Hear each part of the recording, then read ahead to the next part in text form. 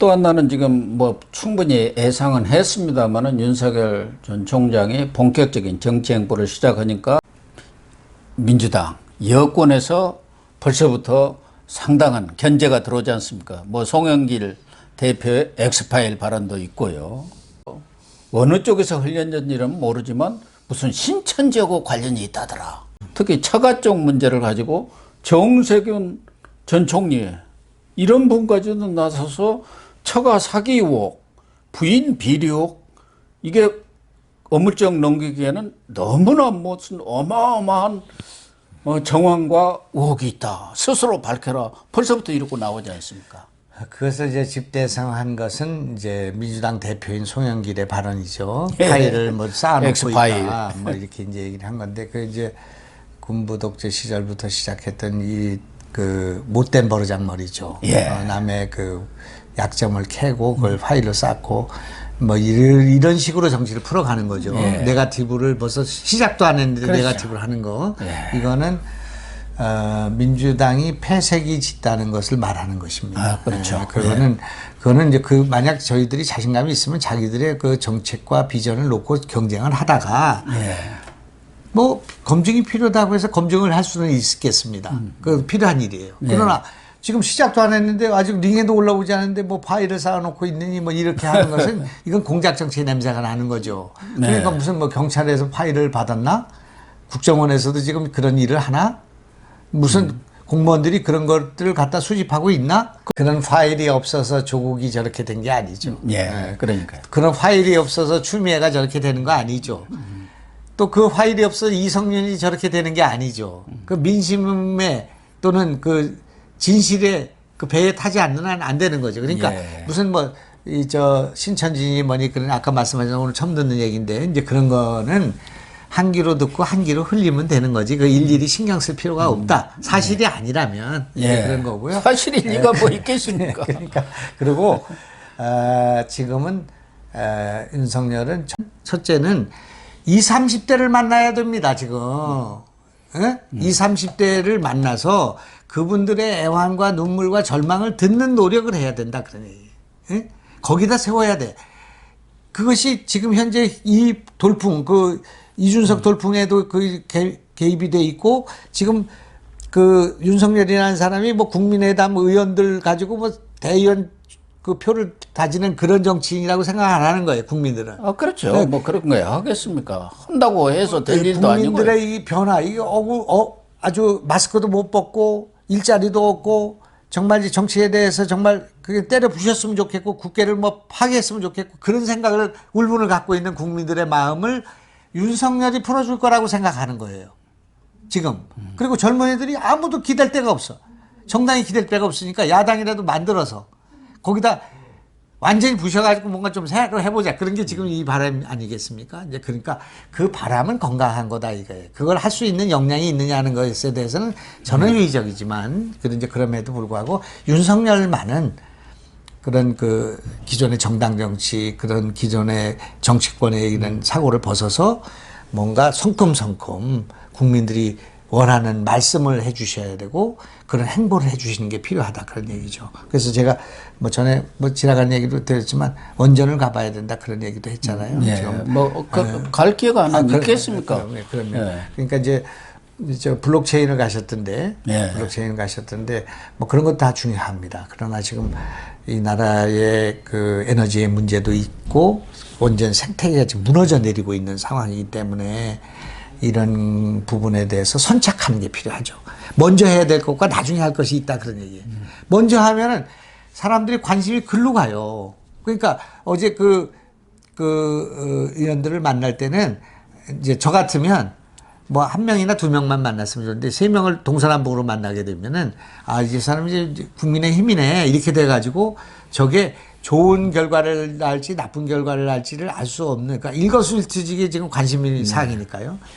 지금 윤석열 총장님은 지금은 쓸데없는 걱정을 할 수가 있어요. 뭐 당내 기반이 어떻고 의원들이 나를 누구가 지지할 것인가 뭐 이런 거는 그런 거는 전혀 생각할 필요가 없다. 저는 제 생각에는 그 지금 현재 갖고 있는 국민적 그 여망 또 지지율 그다음에 그 신선함 그다음에 공정에 대한 그런 정의로움 이것만 갖고 가시면 된다 그렇게 생각하죠. 6월 11일 날 국민의힘 전당대회가 개최가 되는데 누가 당대표가 되느냐 이 부분이 상당히 중요할 것 같아요. 뭐 중요하지 않은 적은 한 번도 없습니다만은 그런데 지금 뭐 대다수 정치 평론가라든가 정치인들 자기들도 예상치 못한 상황이 지금 국민의힘에서 벌어지고 있지 않습니까? 이준석 돌풍, 또 뭐 이준석 현상, 이준석 팬덤, 뭐 이런 얘기까지 나오고 있는 그런 상황인데 우선 이런 현상에 대해서는 어떻게 보세요? 이거는 1971년도입니다. 이제 그 발표는 이제 김영삼 대통령이 1969년도에 발표했지만 40대 기술론이라는 거 아닙니까? 저쪽 상대 후보가 박정희입니다. 그렇지 않습니까? 그런데 박정희한테 윤보선이 그 전에 한번 졌고요. 그러니까 이제 기존에 오래된 그 정치인들이 계속 연전연패를 당하는 상황에서 40대 기수들이 첫 세대 교체를 들고 나왔습니다.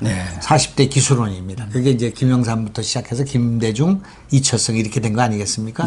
그래서 1971년도에 경선에서 이제 김대중이 됨으로써 그때 선거가 지긴 했습니다만은 돌풍이었죠. 이제 그런 이후에 김대중이 집권하는 동안 27년인가의 세월이 흘러갔습니다. 이제 그런 그 우리 정치사회에 있어서의 양김을 중심으로 한 세대교체론 이후에 가장 뜨거운, 가장 파괴적인, 역동적인 그게 이제 나타난 것입니다. 그거는 늘 저 민주당 쪽에 있었던 건데 노무현 바람이라든지 뭐 그 국민 참여 경선이라든지 있었는데 이번에 야당이 나타난 것입니다. 그래서 이제 저는 이제 그것이 굉장히 견고하고 못 참겠다. 이놈들 바꿔야 되겠다. 그런 못 참겠다. 갈아보자. 꾀꼬리 이거가 된 겁니다. 야당을 이제 하는 데서 나타났는데 근데 김영삼, 김대중은 굉장히 많은 그때 김대중은 3선 의원입니다. 김영삼은 4선이니까 5선이에요. 그러니까 굉장히 많은 단련이 돼 있고 김대중만 해도 뭐 당의 대변인도 하고 뭐 여러 가지 그걸 했는 그런 단련이 돼 있는 사람이었지만 지금 이제 이준석 같은 분은 이제 그런 경험이 부족한 것도 하나 있고요.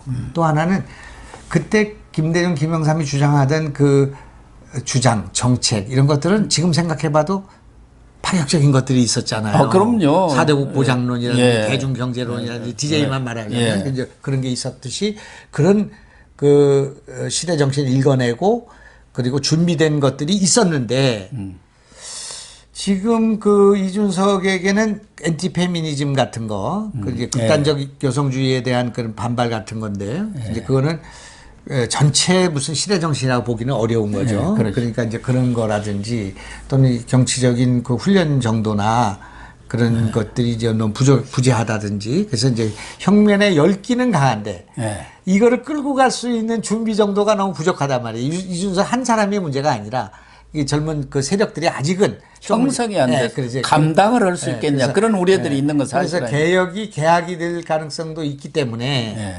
지금부터 11일까지 아마 우리 당의 당원들이 이제 우리 당이나 국민의힘 당원들이 이 도장을 닦으면서 굉장히 고민을 많이 할 것 같아요. 이준석으로 가서 그냥 이 바람을 한번 하면은 젊은 층도 다 올 것 같고 이 당이 부정적인 꼰대 이미지에 뭐 그건 확 바뀔 것 같은데 변혁을 가져올 것 같죠. 근데 이걸 좀 잘 해가지고 이게 후보를 만들고 뭐 이렇게 이게 지금 이준석이가 대통령 후보가 아니잖아요. 그러니까요. 그러니까 그 4개월 좀 관리를 할 사람 5개월 정도 관리하는 거예요. 근데 관리도 이게 지금 손님을 모셔와서 해야 되는 관리란 말이에요. 손님이 다 있는 게 아니라 손님을 모셔야 어떨 때는 당을 통합해야 되고 말 한마디 한마디가 앙금이 되고 갈등이 될 수 있는 그런 소지가 있는 거잖아요. 또 이 실수를 윤석열의 실수를 기다리는 게 아니라 우리 당대표의 실수를 잡아가지고 윤석열을 때리는 식으로 할 수가 있어요. 그렇게 갈 가능성이 크죠. 이제 그럴 때 이게 이제 내공이나 준비가 안 돼서 붕 떠 있는 경우는 어떻게 할 경우는 몰라서 이게 좌충우돌을 할 수가 있고 그럴 수가 있기 때문에 그런 면에서 이 당에 있는 우리 당원들이 이래야 되나 저래야 되냐는 고민을 앞으로 열 동안 하게 될 것이다. 그렇기 때문에 아직은 이준석의 그 당대표 오늘 뭐 기염을 토하잖아요. 뭐 여론조사가 어떻고 뭐 이게 있잖아요. 이제 그러나 70%가 당원으로 가 있고 또 그 당원들 그 비율이 복잡합니다. 뭐 대의원이 어떻고 이렇게 하는데 그거대로 나온 여론조사는 없거든요. 이제 그러니까 아직은 조금 더 지켜봐야 된다 그렇게 볼 수가 있고 그 어떤 경우든 간에 오늘까지의 현상만 보면 우리가 한번 개혁의 겹불을 한번 쬐은 겁니다 지금. 그러니까 이 꼰대들도 머리를 좀 이렇게 한번 이렇게 흔들어 놓은 거예요. 그리고 야, 이 젊은 세대 이 지금 국민들의 관심을 한번 끌은 거예요. 그러니까 지금까지만 해도 성공적이다. 그러니까 만약 나경원이나 주호영이 이런 무슨이 되면 젊은 세대 또는 이준석과 같은 사람들의 세력을 당의 전면에 세우거나 상당히 중요한 부분을 세우게 될 것이고 또 이준석이가 돼도 중진들의 그런 것들을 울타리에 세우는 그런 노력을 하게 될 것이기 때문에 당으로서는 지금까지 굉장히 성공적이다. 그리고 윤석열로 볼 때도 굉장히 좋은 일이다. 네, 그렇게 저는 생각하고 있습니다. 사실 지금 이 이준석 돌풍이랄까 이런 현상이 일어난 것도 결과적으로 보면 4.7 재보선에서 압승을 했고 그 압승을 하게 된 동력도 저는 윤석열한테 있다고 봅니다. 예를 들면 국민의힘에 뭐 들어가지는 않았지만 야권에 강력한 대선 후보가 있다. 이런 그 자신감을 국민의힘이라든가 또 야권 지지자들한테 심어준 거 아닙니까? 그 전에는 누구하고 싸워도 뭐 되지들 않겠네. 이런 생각들을 갖고 있기 때문에 자포자기 내지는 뭐 이거 안 되겠다 했는데 윤석열이라는 강력한 대권 후보가 들어서면서 우리가 4.7 재보선에서 힘을 합치고 이기면은 얼마든지 정권을 교체하겠다. 뭐 그런 자신감을 심어준 거 아닌가. 그러한 바람이 지금 이준석까지 이어지고 있는 거예요. 그러니까 꼰대 하면은 늙은 꼰대가 지금 국민의힘 아니었습니까? 지금까지는 그 부패하고 럭셔리하고 뭐 전부 웰빙하고 그런 정당 이미지가 오히려 지금은 민주당이 전에 뭐 쓴소리 송영길 대표가 듣는데 그 젊은이들이 와서 그랬잖아요. 요새는 뭐 자기 친구들끼리 민주당 지지하냐 하면 그 꼰대다 이렇게 돼버렸다는 거 아닙니까? 아직도 민주당을 지지하십니까? 제가 그만큼 지금 변화를 주고 있는 것이거든요. 그게 이제 그 말씀하신 것 가운데 동감이고 저기 있지 않습니까? 이제 그 윤석열이 한 게 뭐가 있냐? 뭐 이를테면 검찰총장으로 뭐 0.1%밖에 안 됐다. 뭐 홍준표 뭐 그런 얘기 하잖아요. 아, 윤석열은 우리 역사, 우리 민주주의 역사에서 엄청난 일을 했죠. 그게 뭐냐면은 민주당 대세론을 꺾은 것입니다.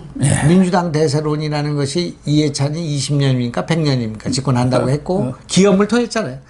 선거 연전 연승에, 오전 그 연승에, 그 다음에, 뭐 저쪽에 이낙연이 처음에는 대세론이었다. 지금 이재명 대세론 가가지고. 이낙연이 40%가 넘었었습니다. 한 번은 해보나 마나 민주당으로 또 가는구나 예. 하고 우리 지지자들이 속은 상하고 욕은 하면서도 뭔가 힘을 차릴 수가 없었어요. 그런 거를 윤석열이가 나오면서 오, 야당에 사람 있네. 그러니까 결국은 국민들이 그런 인물을 만들어낸 거거든요. 그러니까 그런 면에서 윤석열은 자부심을 가져도 좋습니다. 지금 야당의 힘, 우리 국민들의 변혁의 힘의 정점에 자기가 원하든 원하지 않았든 그런 기여를 했기 때문에 자기가 이제 자신감 있게 가면 된다 그렇게 생각하고 이제 그동안에 우리 정치에서 늘 뭐 얘기했는데 저기가 실체가 있냐 없냐 했지만 그 새정치라는 거 있지 않습니까? 네. 정치 개혁에 대한 욕구가 굉장히 큰 거죠. 그러니까 그런 거를 윤석열은 나는 어떻게 내가 거기서 받아놔야 되는 것인가 하는 문제를 깊이 생각해야 될 것 같고요. 그 다음에 정의당이라는 게 이름이 정의당 아닙니까? 정의당보다 더 정의롭게 해야 돼요. 이거는. 네? 그래서 그 자기 측근이나 자기 주변 사람들을 골라 쓰는 그런 행태를 보인다거나, 그 다음에 읍참마속하지 않고 무슨 자기 주변 사람들의 일을 옹호하려고 한다거나, 그렇게 하면 윤석열은 윤석열이 아니죠. 그러니까 그런 거를 잘 해나가면은 앞으로 희망이 있다. 그렇게 저는 생각하죠. 그래서 윤석열도 정치를 하게 되면은 정치를 하면서는 제가 뭐 그 주변에서 흘러나오는 이야기는 과거 그런 구태 정치와는 가급적 단절하면서 새로운 정치 문화 그런 것들을 좀 형성하는 쪽으로 가려고 하는 것 같아요. 그런 차원에서 아마 김종인 전 비대위원장과의 그런 회동이라든가 이런 것들도 조금 이렇게 미룬 것 아닌가. 자칫하면은 또 김정인 상황하고 그러한 정치, 과거의 그런 보수 정치의 그런 행태 속으로 흡인되는 그런 결과를 빚을 수 있다고 판단해서 좀 그런 것도 있는 것 같은데. 이제 윤석열이 무슨 정당을 만드는 것까지는 안 간다 할지라도 윤석열이 이런 사람들과 정치를 한다는 모습을 하나 보일 필요가 있다. 이 국민의힘 말고 윤석열 사단이라고 할까 그건데 그냥 그 막연한 교수들 뭐 검사들 변호사들이 아니고요. 아 이런 사람 그러니까 이제 여기까지 나오는 사람들 가운데는 뭐 윤희숙 같은 사람 정도가 되겠습니다만은 새로운 세대이면서 참신하면서 실력도 있고 전문가 집단인 그런 사람들이 아 윤석열과 같이 움직이는 사람이 저런 사람들이구나 하는 것을 보여주는 모습을 이 국민의힘에 입당하기 전까지 좀 보여줬으면 좋겠어요. 제가 생각에는 이제 그렇게 하면 국민들이 훨씬 더 희망을 가질 수 있지 않겠나. 여기 들어오는 건 뭐 당연히 여기 있는 사람들 다 같이 힘을 합쳐야 되니까요. 뭐 그런 차원에서 지금 최근에 몇몇 정치인 만난 사람들도 고려를 하고 있는 것 아니겠습니까? 네. 앞으로도 자기의 정치, 새로운 자기가 생각하는 그런 정치와 국민들이 기대하는 그런 정치 간의 접점이 이루어질 수 있는 사람들을 만나고 그런 사람들을 주변에 포진시키려는 노력은 한다고 봐야겠죠. 그런 측면에서 보면은 이준석 전 최고위원이 국민의당 만약에 6월 11일 당대표로 선출될 경우 윤석열 총장으로서는 플러스 팩트가 더 많습니까? 아니면은 이준석 전 최고위원이 아주 똑똑한 분은 틀림없는 것 같은데 좀 자기 주장이 강한 것 같아요.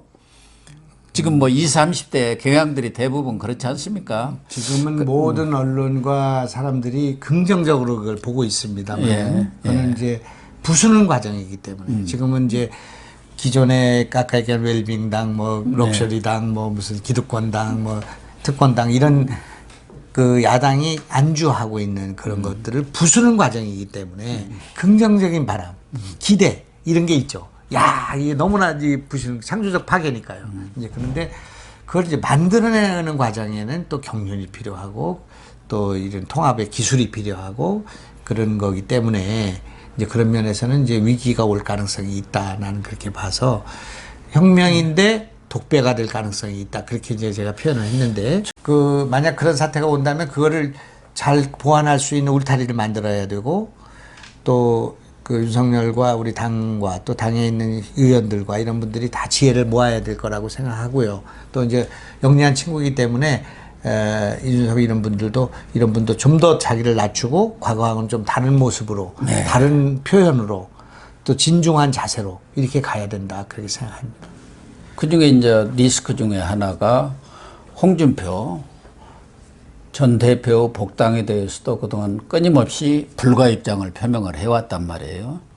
또 안철수 국민의당 대표와도 이런저런 불편한 관계에 있는 것이 사실이고 뭐 누가 대권 후보가 되든 어쨌든 대선까지 당 대표와 대권 후보가 손발을 척척척 맞춰서 가야 하는데 그런 부분들이 과연 윤석열 총장하고 잘 맞을지 워낙 주장이 강한 분이니까.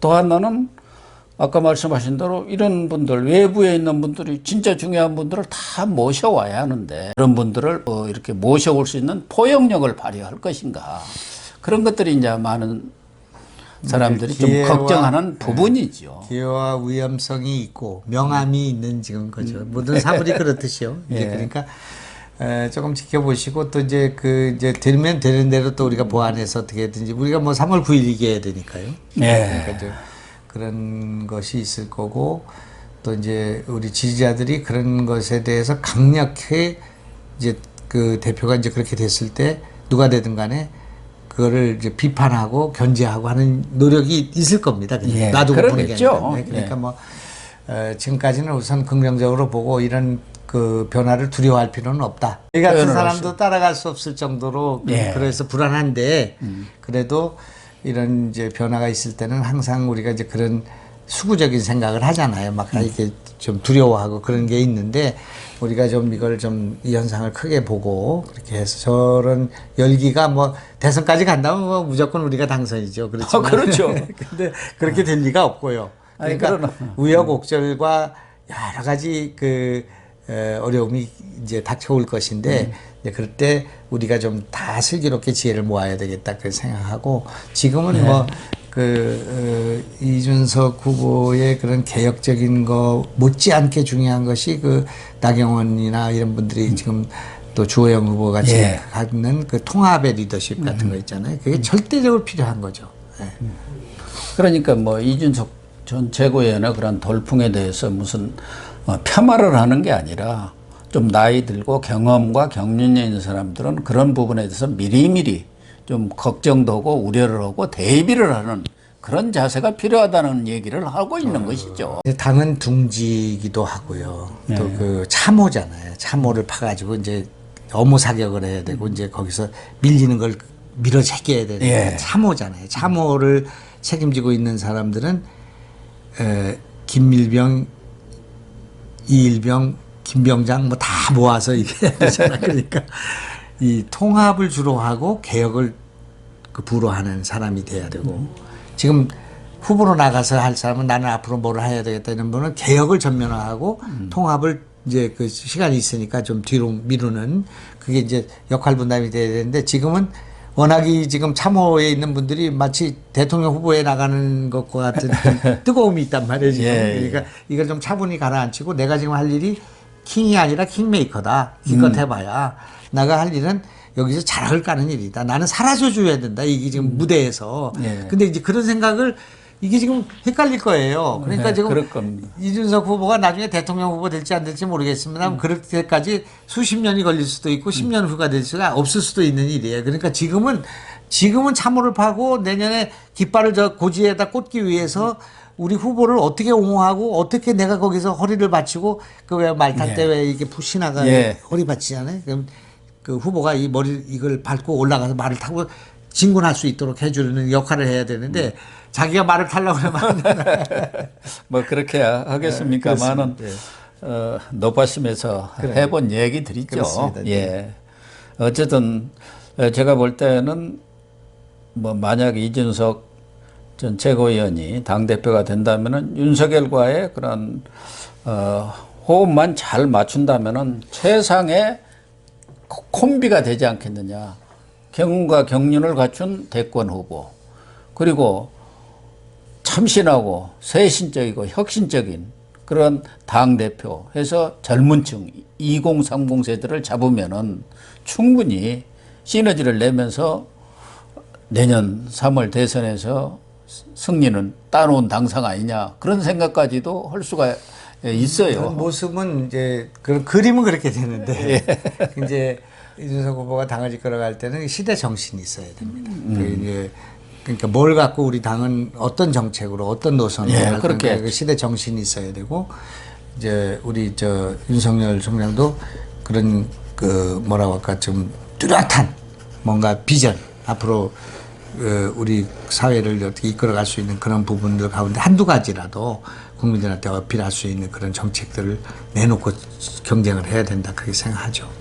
그래서 윤석열 총장도 이제 뭐 빠르면 6월에도 가능하겠습니다만은 정치를 본격적으로 시작하면서 왜 내가 정치를 해야 하는지 앞으로 나라를 어떻게 끌고 갈 것인지 그런 비전을 분명히 밝히겠다. 내부적으로는 그런 생각을 모았고 거기에 지금 준비들을 단단히 하고 있다. 그런 얘기를 들었습니다. 그건 뭐 바람직한 것 아니겠습니까? 예.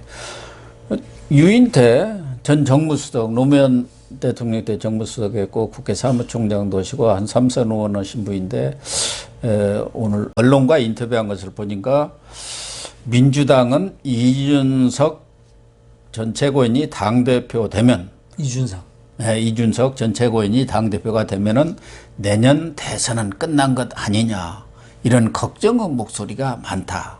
그러니까 이준석 자체가 굉장히 그 돌풍 자체가 충격적이다.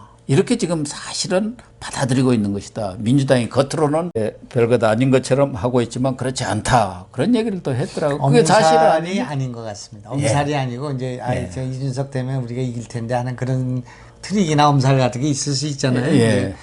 윤태 선배님은 이제 그런 면에서는 굉장히 촌철살인이 있고 그럼요. 그런 전략적인 그런 감각이 있는 분이니까 전략적 마인드가 아주 뛰어나신 분 아닙니까? 그런 면에서는 이제 그 판단은 오르신데 이제 그러면서도 이제 돼가지고 좀 실수도 많이 하고 좀 이렇게 덫에 걸려가지고 좀 내동댕이 쳐졌으면 좋겠다는 생각도 있을지 모르지. 아니 그 우리 윤태 선배가 그렇다는 게 아니라 민주당에서는 그러겠죠. 그래서 정청래 얘기대로 이제 저 이준석이 당 대표 되면 국민의힘은 내분으로 사방 팔방 갈라져 가지고 사라져 버릴 것이다. 뭐 이렇게까지 얘기하고 있는 건 아닙니까? 정청래의 뭐라고 할까 희망 섞인 그런 거를 경청할 필요가 있습니다. 그런 소지가 있다는 거를 우리가 그냥 무조건 아유 웃긴다 저놈들이 뭐 우리를 뭐 망하는 걸 기다리고 있구나 그렇게 하지 말고 실제로 그럴 수 있는 소지가 있는가 이거 돌아보고 우리가 더 내부적으로 이렇게 단결할 수 있는 그런 분위기를 만들어야 되지 않겠나 이렇게 생각합니다. 예.